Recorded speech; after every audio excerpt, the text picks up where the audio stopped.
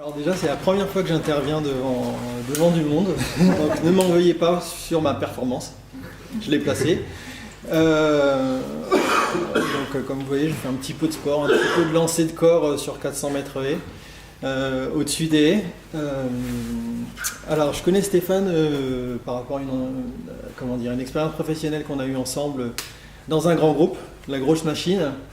Donc je ne sais pas comment l'a vécu Stéphane, mais moi j'ai l'impression d'avoir été un petit peu broyé, malmené dans cette expérience. Donc, comme on dit d'un athlète, c'est-à-dire qu'il y a un contrat entre l'athlète et le coach, j'ai changé de coach. J'ai pas arrêté de changer de coach à chaque fois, c'est-à-dire que dès que j'étais mal dans une entreprise, moi j'allais chercher ailleurs le nouveau coach pour atteindre un niveau de performance que je m'étais indiqué ou je m'étais donné pour réaliser ce que je voulais. Donc moi j'étais dans le domaine de la gestion de patrimoine, de vente de produits défiscalisants à l'époque quand on s'est vu avec Stéphane. Et j'ai cherché jusqu'au jour où moi j'ai créé ma société parce que j'en avais marre de faire n'importe quoi, n'importe où, parce que justement la performance dans l'entreprise, on s'approprie le champ lexical du sport. D'accord, sans en comprendre quoi que ce soit, c'est-à-dire qu'on parle de pugnacité, de performance, de ténacité, de toutes ces choses-là, mais on reste sur les mots. C'est-à-dire qu'on n'y met pas grand-chose dedans, à part une recherche de productivité et de profit. Donc, fort de ça, à un moment, je me suis dit, il va falloir faire quelque chose, et j'ai créé ma société dans le domaine qui m'intéressait. On a vu tout à l'heure Yves Calvi qui cherchait à faire dire des choses comment dire, je sais plus quelle athlète, à Fourcade. C'est un peu ça, pour moi, le monde de l'entreprise. C'est on a des mots, mais on n'y met pas vraiment ce que ça signifie. Je vais essayer de faire court et d'être organisé parce que comme Stéphane, moi je me suis pris hier. On voit la performance, on voit le résultat. On s'identifie à ça. On oublie qu'un athlète, pour en arriver là, il s'est préparé. On parle dans certains bouquins de développement personnel de 10 000 heures de travail. Un gymnaste, il sait au millimètre près où il a posé les pieds, à quelle vitesse il a fait ses rotations. On a vu le 100 mètres.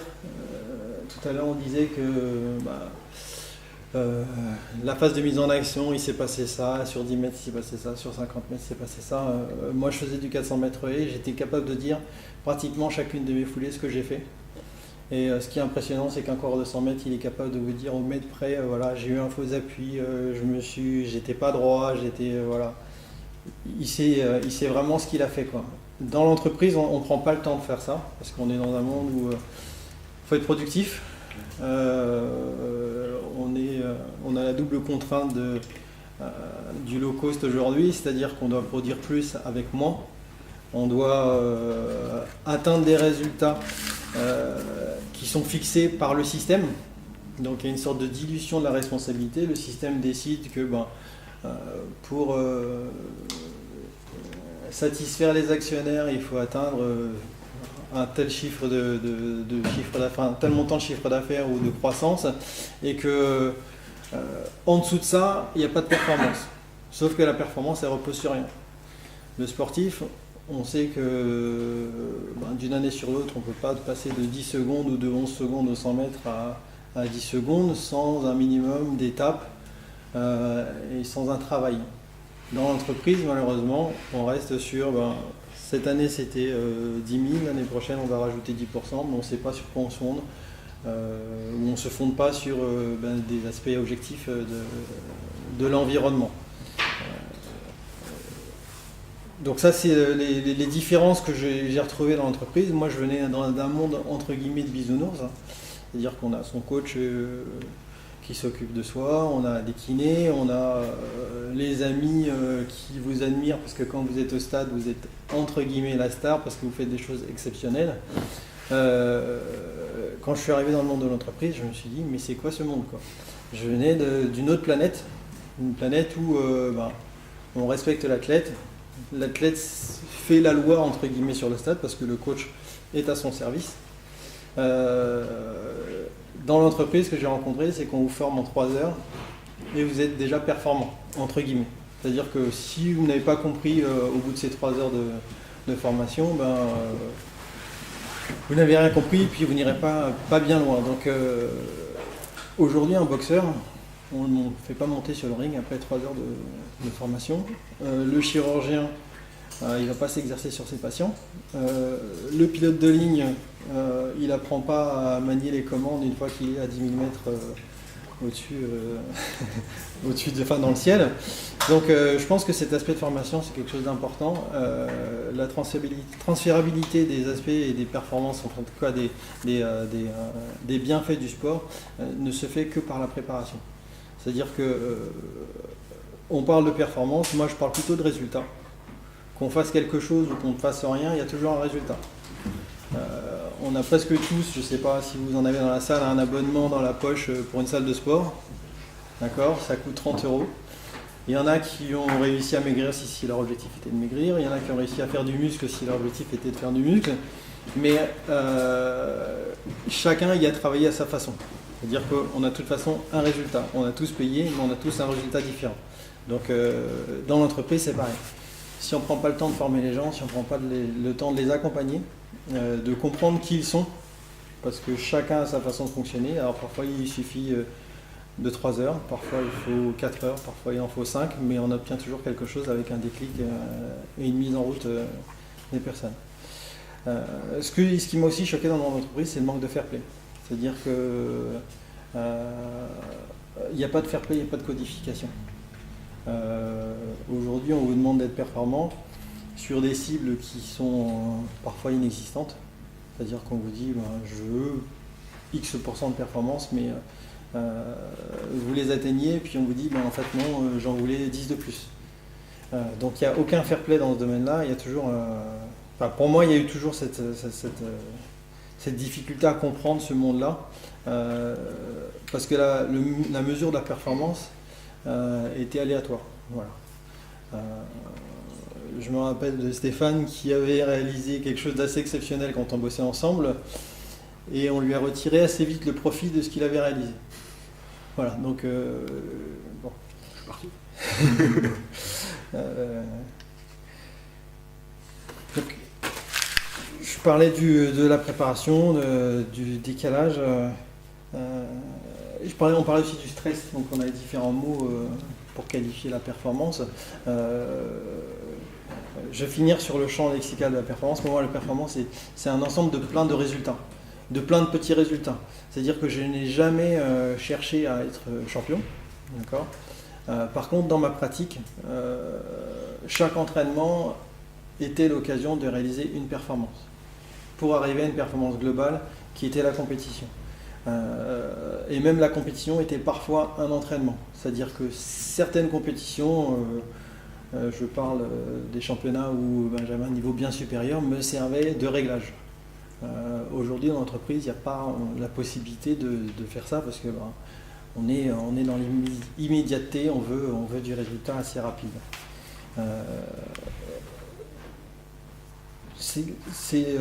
L'arrivée dans ce monde-là m'a généré énormément de stress.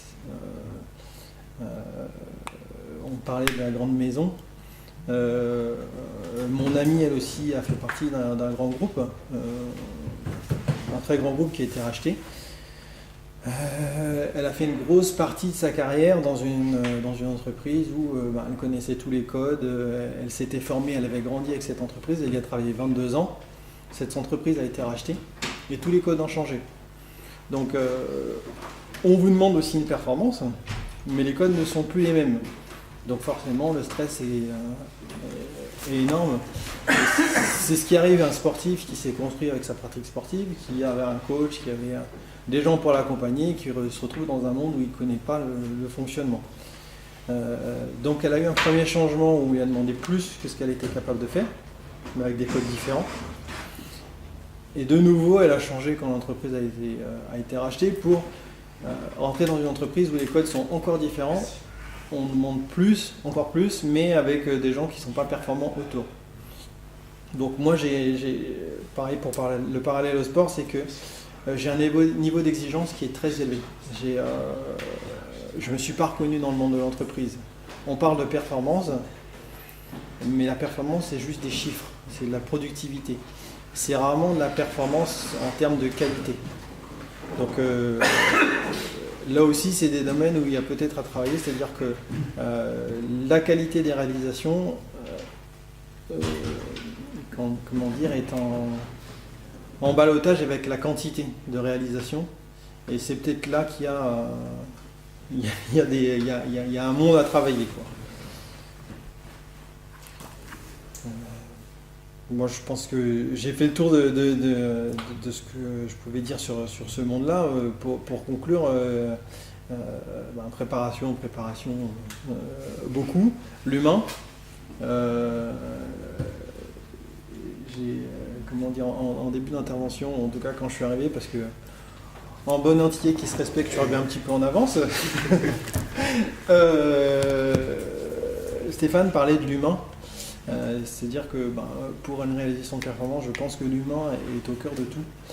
Moi, je fais partie des élèves peut mieux faire. Toute ma vie, on m'a dit peut mieux faire.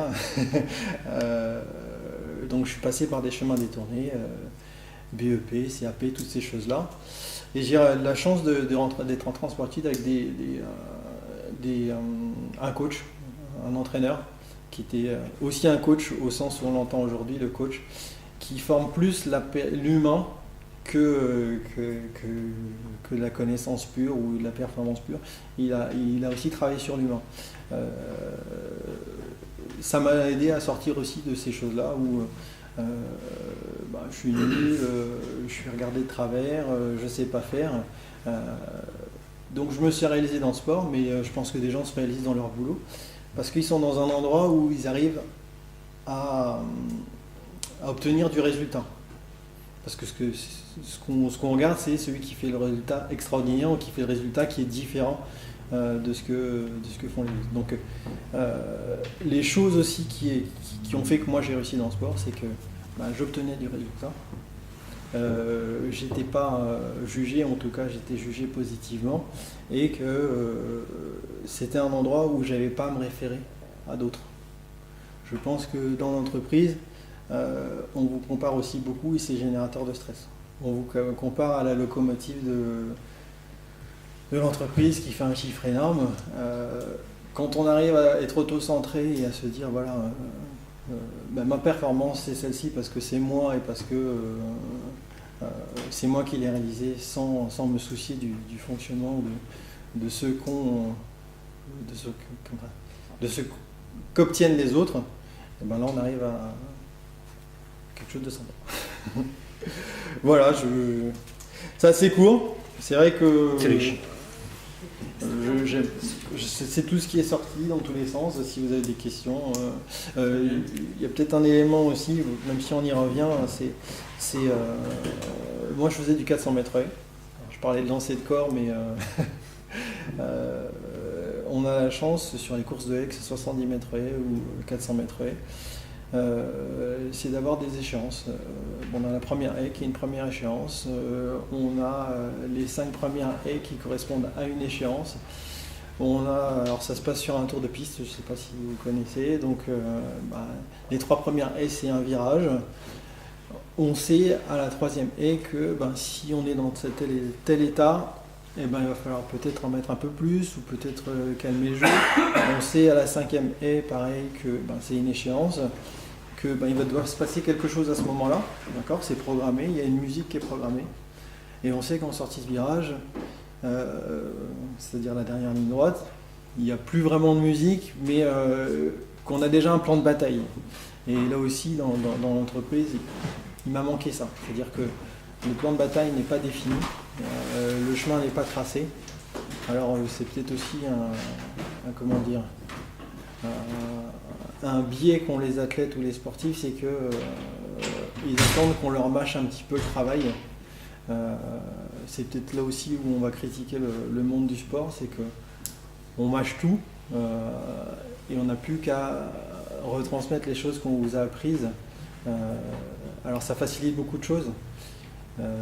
Voilà, et donc il y a des choses à prendre dans les deux mondes pour que ce soit bénéfique dans un sens et dans l'autre. Voilà. Très bien. Alors moi je fais de la gestion de patrimoine et dans toutes les entreprises où je suis passé, l'objectif c'était de vendre. Donc peu importe ce qu'on vendait, c'est-à-dire il y a des gens qui étaient très bien, mais peu importe qu'on vendait la qualité ou du produit de mauvaise qualité, de toute façon du moment qu'on avait collecté, récupéré une commission, c'était bien. Moi j'accompagne les gens. Alors, tout le monde va vous dire je fais ça parce que j'écoute les gens ou machin. J'essaie de ne pas vendre. Je ne sais pas vendre, je ne suis pas vendeur. Par contre, j'ai une qualité d'écoute qui est un peu différente de beaucoup de gens et je travaille là-dessus. C'est-à-dire que les projets que je peux faire, je ne sais pas si vous avez entendu parler de la défiscalisation immobilière. Aujourd'hui, il est beaucoup plus rentable de vendre un bien immobilier que de dire à quelqu'un ça ne vous va pas très bien, ça, allez plutôt voir une agence immobilière, trouver un petit studio que vous allez mettre en location et ça répondra à vos attentes. Moi, je ne vais pas toucher de commission dessus, mais par contre, ça va vous répondre à votre difficulté du moment ou en tout cas votre difficulté à long terme. Aujourd'hui, c'est ça mon travail. C'est-à-dire que je suis plus un coach financier, entre guillemets, qu'un arracheur de chèques qui se dit voilà, j'ai je sais pas, 10 000 euros ou 20 000 euros à collecter pour faire mon chiffre du mois et je le place quoi qu'il arrive.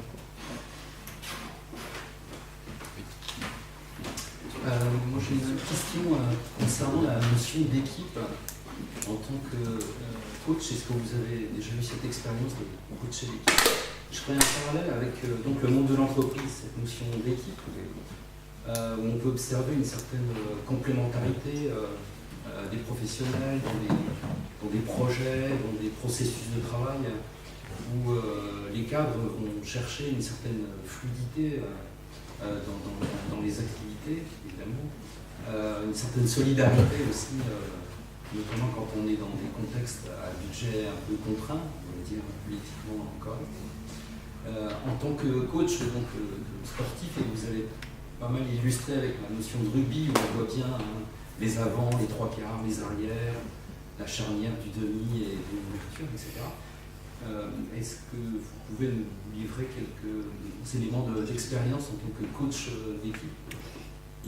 À mon sens, il n'y a pas de miracle sur une équipe si on ne se penche pas sur les individus. Et notamment pour être intervenu dans une entreprise qui prône la simplicity, c'est un process de simplification dans une grosse bécane et qui est complètement coincé de toute façon par des choses qui sont immuables et qui font partie de formes de procédures.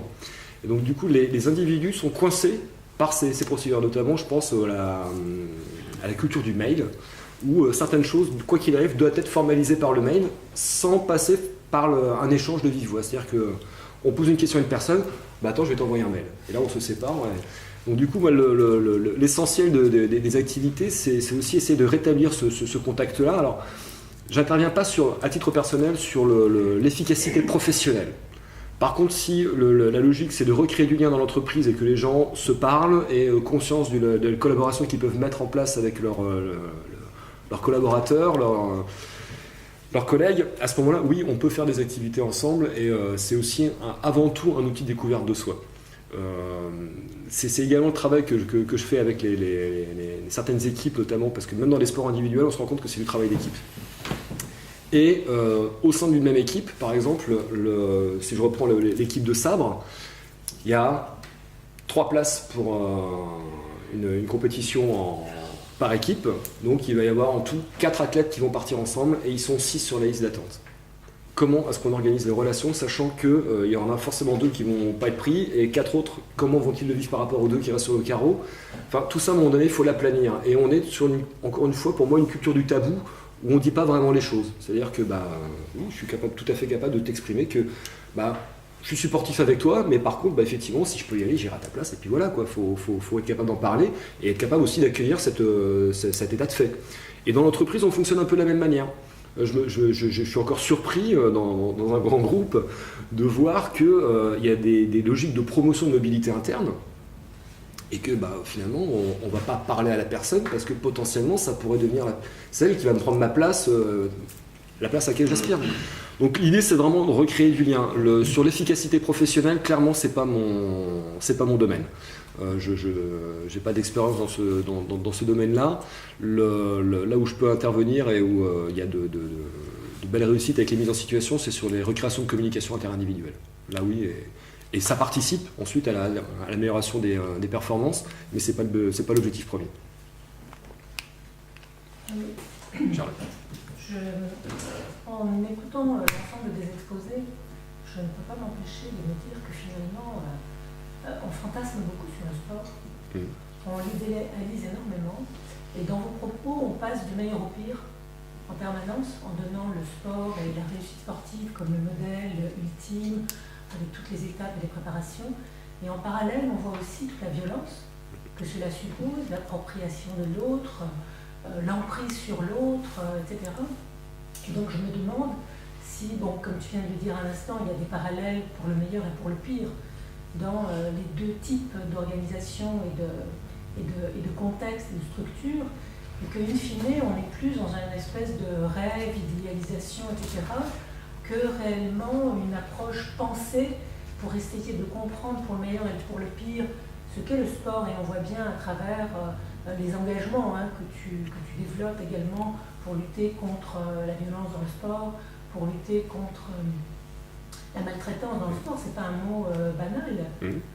Je crois qu'effectivement, peut-être qu'il y a là quelque chose à travailler et à comprendre pour cesser de montrer le sport exclusivement comme une sorte d'idéal qu'on pourrait appliquer à tout et n'importe quoi, parce qu'en plus, la performance individuelle, ça n'a rien à voir avec, comme type de travail, avec la performance collective. Donc j'ai l'impression qu'on dit un peu tout et n'importe quoi, et que tout ça est un peu confus et beaucoup dans le fantasme. Là où c'est intéressant, c'est qu'effectivement, il y a un côté fantasme, mais je ne suis pas sûr que ce soit le mot fantasme qui correspond mieux. Moi, je me souviens d'un sujet qui m'avait interpellé quand j'étais en licence de fac de sport. On est une épreuve sur l'histoire du sport, et la question était le rôle du commentaire dans l'acte sportif, qui était un sujet plus philosophique. Et je pense que là, il y a vraiment quelque chose à voir, parce qu'il y a effectivement une déformation, il y a un prisme intermédiaire entre l'acte sportif et la perception qu'on en a. Et il y a quelque chose d'extrêmement glorifiant généralement dans la manière dont on va rapporter l'acte sportif. Et c'est ça aussi qui participe à cette espèce de fantasme, à cette espèce. Pour ça que je questionne les spectateurs que nous sommes sur ce que nous consommons, ce que nous voyons, ce que nous aimons dans l'acte sportif.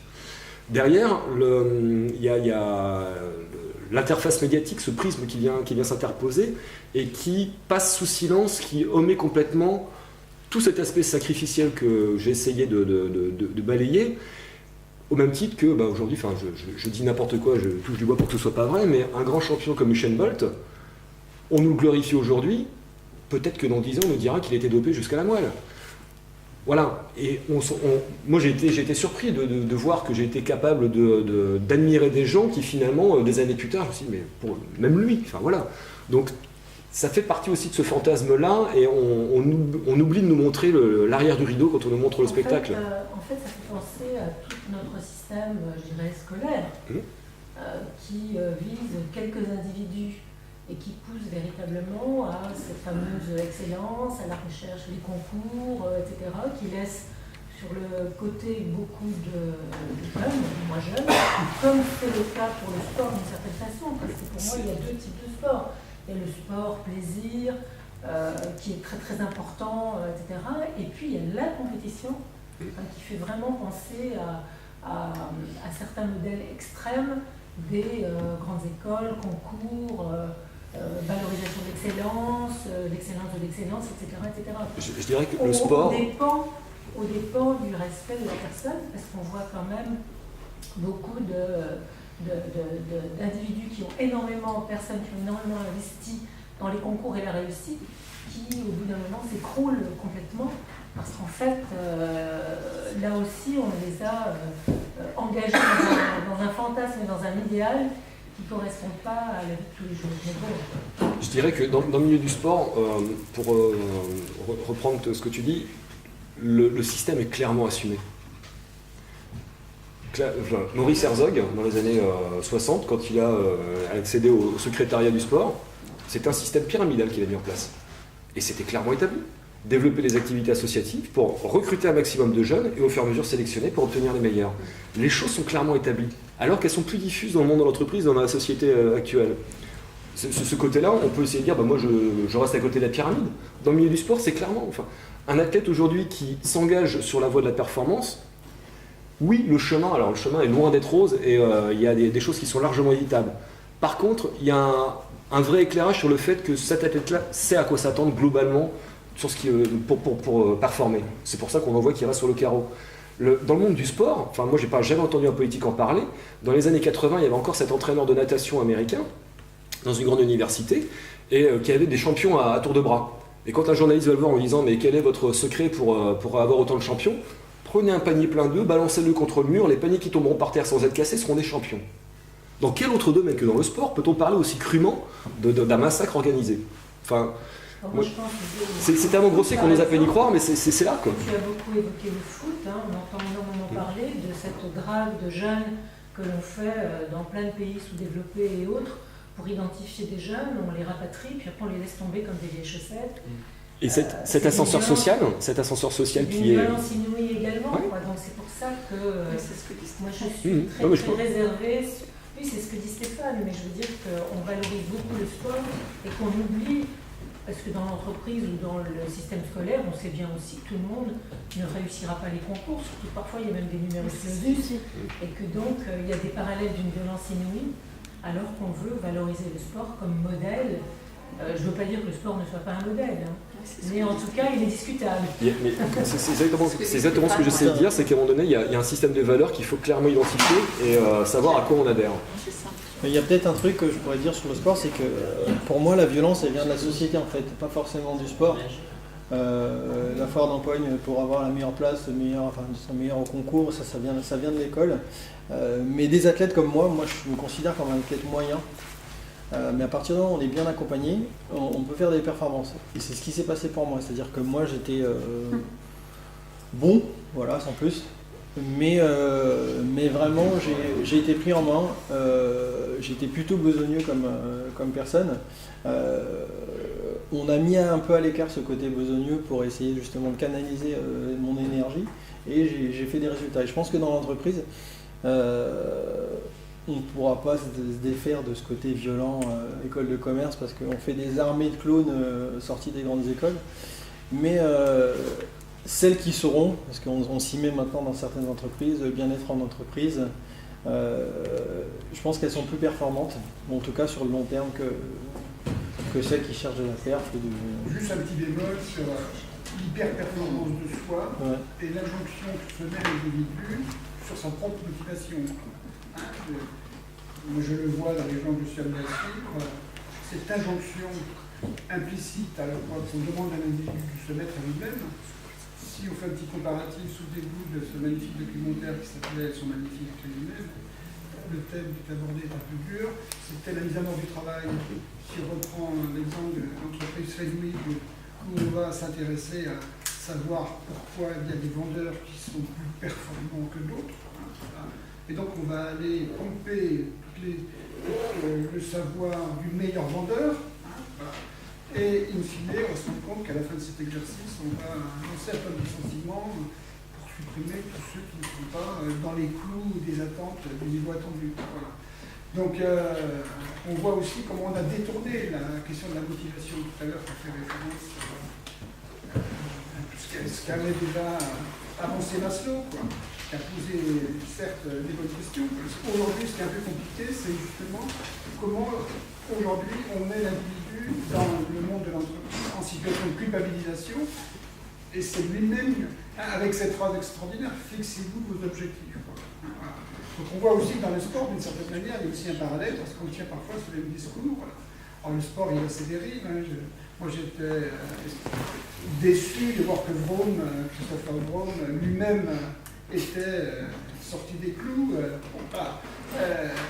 là on se dit qu'elle était surréaliste, tous les grands champions cyclistes, on a eu Armstrong, et là maintenant Christopher Vroom, on pensait que Christopher Vroom enfin va avoir un sport un peu plus propre, Donc on voit aussi comment cette gagne, et derrière la gagne c'est aussi le business, Et le lien business-sport, évidemment, pervertit considérablement. Oui et non. Et moi, je suis surpris, par exemple, de voir que dans le monde sportif, il y a parce qu'on parle des grands champions, ceux qu'on voit à la télévision et qui ont une forme de réussite et de charisme. Moi, j'aimerais qu'on me cite le nom du champion du monde de lancer le marteau, qu'on me cite le nom. Enfin, il y a des tas d'activités où des gens s'engagent à 200% sans souci de gloire ou de fortune, comme dirait Cyrano. C'est-à-dire que c'est de l'implication, enfin, et ça, c'est extrêmement intéressant, c'est de l'implication pour le geste. Je suis très respectueux. D'accord. Très respectueux. J'ai une question, pardon, d'Hervé. C'est deux choses différentes, le respect. Je vais laisser Fanny. Vas-y, Fanny. Une question, j'ai beaucoup aimé toute cette prise de conscience, etc. On met maintenant en lumière, effectivement, que le sport est délétère, notamment physiquement, etc. J'aimerais savoir à quel niveau de conscience on en est dans le sport, notamment l'INSEP, parce que je ne vis pas très loin. Quel niveau de conscience on met de tout ça et comment on l'applique au quotidien, parce que je suis persuadée de tout ce qui est dit. J'ai pas la sensation aujourd'hui que cette prise de conscience, elle soit complètement arrivée dans le concret. Elle est en cours. On en est où ? Elle est en cours. La création du label en est une preuve, entre guillemets. Aujourd'hui, un athlète est accompagné en moyenne par 5 à 10 personnes qui sont là pour prendre soin de sa santé. Alors, il y a encore ceux qui posent des pansements sur des fractures ouvertes, et il y a ceux qui sont maintenant dans l'anticipation. C'est toute une culture qui est à revoir. Enfin, quand je parlais d'eugénisme tout à l'heure, le sport, c'est quand même encore un des domaines dans lequel on fait de l'expérimentation. Là, dernièrement, j'ai vu qu'on cherchait à faire des expérimentations sur des sprinteurs. L'INSEP recrute des sprinteurs pour avoir des électrodes partout. Enfin, voilà. Donc, on en est encore là. Mais par contre, moi, là où je suis agréablement surpris, c'est que depuis, et c'est tout récent, ça doit faire 2 ou 3 ans, dans le temple qu'est l'INSEP, parce qu'on peut parler de ça, des voix dissonantes commencent à avoir un fauteuil, une chaire qui est installée et qui leur permet de s'exprimer. Et ça, c'est important que, en tout cas, cette information-là, je pense que le consensus, il est fait. Maintenant, c'est dans la manière de le formaliser. Et on est encore dans une logique de marketing, entre guillemets, c'est-à-dire que si on vend une boucherie sans nom, effectivement, on va avoir du mal à recruter des volontaires. Et le fait est que le but n'est pas de faire une boucherie sans nom, mais c'est pas non plus de fermer complètement la boutique. Il y a des valeurs qui sont là par le sport, il y a un vrai potentiel, mais par contre qui est victime de dérives ou mal exploité, et c'est en cours de changement. Mais c'est extrêmement long. Enfin, quand on parle, je dirais que c'est même au-delà de l'INSEP. Moi, aujourd'hui, la confrontation à Laura Flessel, je trouve, ça me laisse sans nom, sans voix. C'est-à-dire que c'est le plus haut sommet de l'État aujourd'hui qui est en train de nous expliquer que non, tout va bien. Je veux dire, mais là, on a, pour parler clairement, sur les violences sexuelles notamment, on a un entraîneur qui a abusé d'une jeune femme pendant 5 ans. Et des cas comme ça, on en a un paquet. Et le dossier n'est pas encore sorti, et Laura Flessel nous fait une réponse comme quoi il n'y a pas d'omerta, ça n'existe pas. Là, le procès va avoir lieu. S'il n'y a pas d'omerta, j'aimerais savoir pourquoi est-ce que le directeur technique national de la fédération de ce monsieur-là, alors qu'il y a 3 plaignantes, vient défendre son entraîneur. Il y a une vraie omerta. Et cette omerta-là, à un moment donné, il faut j'ai envie de dire, soit la bousculer, soit la dynamiter, soit faire quelque chose, mais en tout cas libérer la parole. Et libérer la parole, ça passe par la conscience, et notamment au sein de l'INSEP, il y a de plus en plus d'interventions qui amènent des jeunes athlètes à prendre conscience de pas mal de choses, à s'exprimer et à recevoir les messages qui ne sont pas forcément que dans la quête de cette réussite obsessionnelle. Super. Merci. On va s'arrêter là. Merci. On va en parler.